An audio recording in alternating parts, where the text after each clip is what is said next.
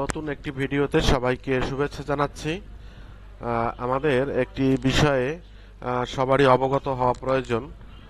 ইতিমধ্যে সবাই হয়তো অবগত হয়েছেন, তারপরও আবারও অবগত করানোর জন্য ভিডিওটি করা। আমাদের হারমোনাইজড স্টাইপেন্ড প্রোগ্রামে যারা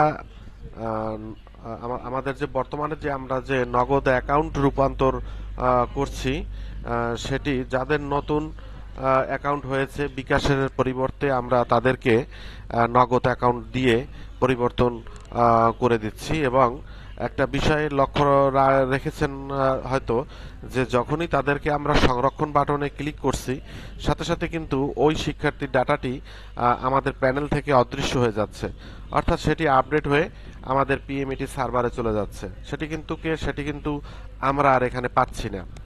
তো এখন কথা হচ্ছে, যাদের পূর্বে নগদ দেয়া আছে অথবা ব্যাংকের অ্যাকাউন্ট দেয়া আছে, সেই অ্যাকাউন্টগুলো কি হবে? এখানে কিন্তু সেই বিষয়টি আপনাদের জানানোর জন্যই কিন্তু আমার আজকের ভিডিওটি। এখানে যে কাজটি আমাদের করতে হবে, যে আমরা যেমন দেখেন, এই শিক্ষার্থী তার কিন্তু পূর্বে নগদ অ্যাকাউন্ট কিন্তু করা রয়েছে।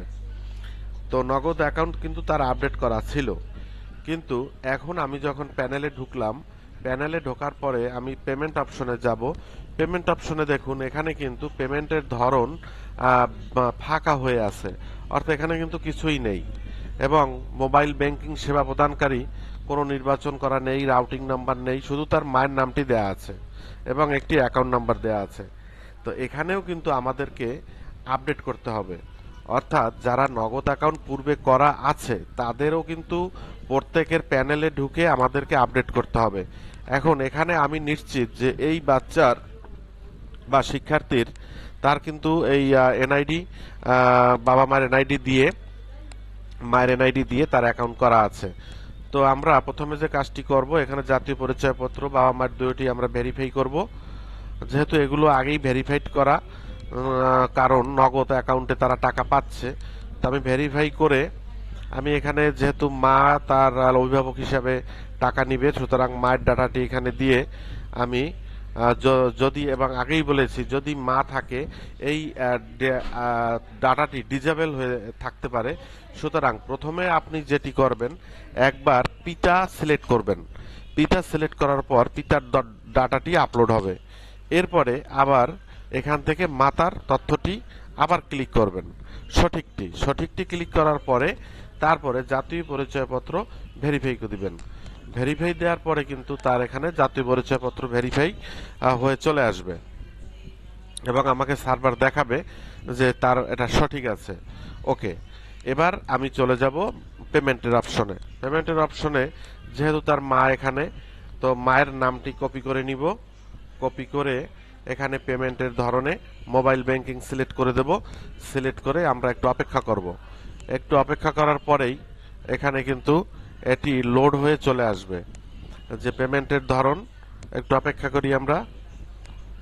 সার্ভার যদি ঠিকঠাক মতো কাজ করে, তাহলে এখানে শিক্ষার্থীর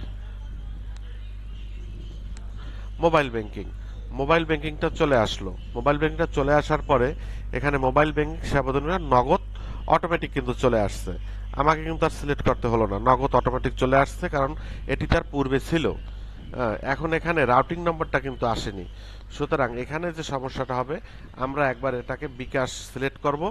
বিকাশ সিলেক্ট করে আবার আমরা নগদ সিলেক্ট করব, তাহলে নগদের রাউটিং নম্বরটি চলে আসবে। অত্যন্ত গুরুত্বপূর্ণ কিন্তু একটি বিষয়। এটি না করলে কিন্তু এই বাচ্চা আমাদের টাকা আসবে না এবং টাকা পাবেও না। আশা করি এখানে বিষয়টি বুঝতে পেরেছেন। এটা কিন্তু ডিসেবল অবস্থায় থাকবে। তো ডিসেবল নগদ আসলেও কিন্তু ডিসেবল থাকবে। রাউটিং নম্বরটা আমরা একটু রিলোড করব, অর্থাৎ বিকাশ দিয়ে রাউটিং নম্বরটা আনবো বিকাশের, আবার নগদ দিয়ে নগদের রাউটিং নাম্বারটা নিয়ে আসব।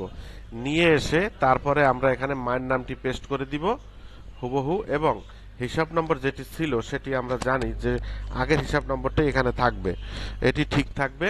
তো এবার হিসাব নম্বর যাচাইতে ক্লিক করব। এবার কিন্তু তার লেখা আসছে, লেখা এসেছে যে এই মোবাইল নম্বর অ্যাকাউন্টে খুঁজে পাওয়া গেছে এবং জাতীয় অ্যাকাউন্ট ঠিক আছে তে ক্লিক করে এবার আমি এটিকে সংরক্ষণ করব। তো দেখা যাবে যে আমার প্যানেল থেকে এই মিথিলা বালা এই নামটি কিন্তু এবার চলে যাবে এখান থেকে, যদি এটাকে আমি সংরক্ষণ করতে পারি। সংরক্ষণ, সংরক্ষণের পরে আমাকে সে কিন্তু এটি সংরক্ষণ করবে এবং আমাকে একটি ব্লু স্ক্রিনে, গ্রিন স্ক্রিনে আমাকে দেখাবে যে সফলভাবে সংরক্ষিত হয়েছে। ঠিক আছে, ঠিক আছে পর এবার আমরা আবার মূল প্যানেলে যাব শিক্ষার্থীর, এবং সেখান থেকে দেখুন আমি যে বাচ্চাটিকে একটু আগে আপডেট করলাম মিথিলা বালা, তো এবার আমি মিথিলা বালাকে খোঁজার চেষ্টা করি। দেখেন এখানে মিথিলা বালা কিন্তু আমার এই 4 নম্বরে ছিল, এখান থেকে মিথিলা বালা চলে গেছে, মানে সেটি মূল সার্ভারে আপডেট হয়ে গেছে। তো আশা করি আপনারা এটি বুঝতে পেরেছেন এবং এই মতো আপনারা কাজ করলে আশা করি ঠিকঠাক মতো পারবেন। তো ধন্যবাদ সবাইকে।